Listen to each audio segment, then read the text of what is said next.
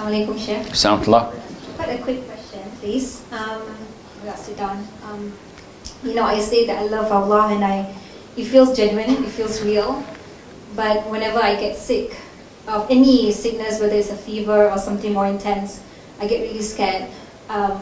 It's like I get scared of death almost. So I always ask myself then, is my love for Allah real? If it was real, wouldn't I want to be running towards death?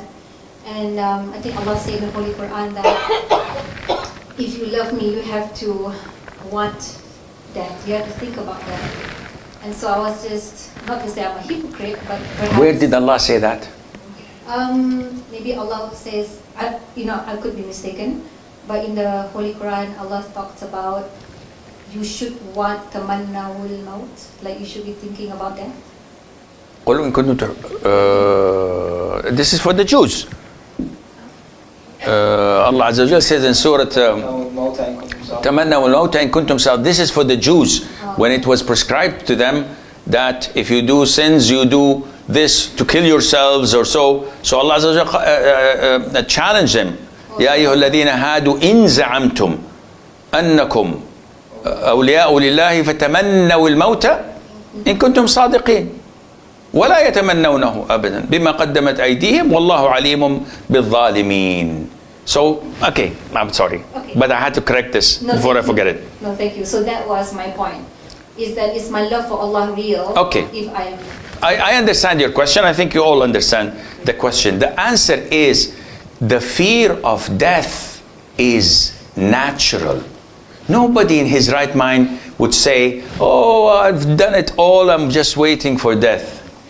He's a liar. The moment he gets the flu virus, he's terrified. And he goes, is my will written? Have I paid off my debts?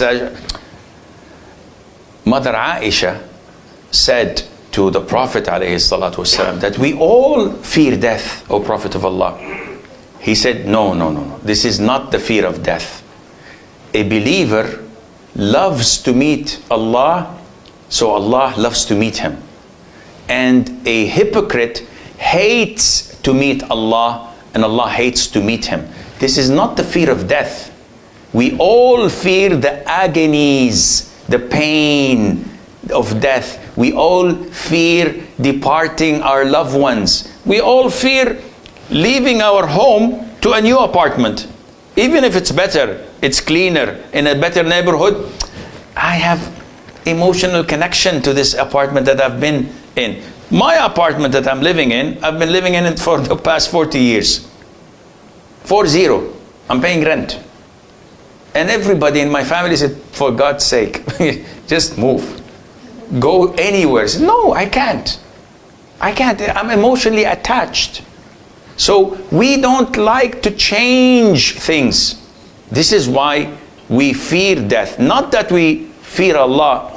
On the contrary, when any one of our loved ones dies, we're saddened, but we're appreciative that inshallah they're going to a better place. I have no worries that inshallah this person was praying in the Fajr and the rest of the Salat with the Jama'ah inshallah in the masjid. So inshallah I'm hopeful that he's in Jannah. So I'm regretful to miss seeing him, but I'm happy that he is in Jannah inshallah. So be careful not to allow shaitan to make you feel despair of Allah's mercy. No, we fear death, but we love Allah. So if I fall sick or afraid of death because I don't want to leave everything behind, and I think that I can do better. And this is why the Prophet ﷺ said, the longer you live, the better it is. Why? It increases your good deeds. It elevates your level in Jannah. And I'll give you, do I have time? Yes. Have time. Okay. I'll give you a story from the authentic Sunnah. Talha ibn Ubaidillah, one of the 10 heaven bound, says 2 men came from Bila, an area near Iran, near Iraq, somewhere, I don't know where. They were brothers and they accepted Islam. And they lived with us. One of them was martyred in a battle. So he was a martyr. And his brother lived after him 1 year and died on his bed.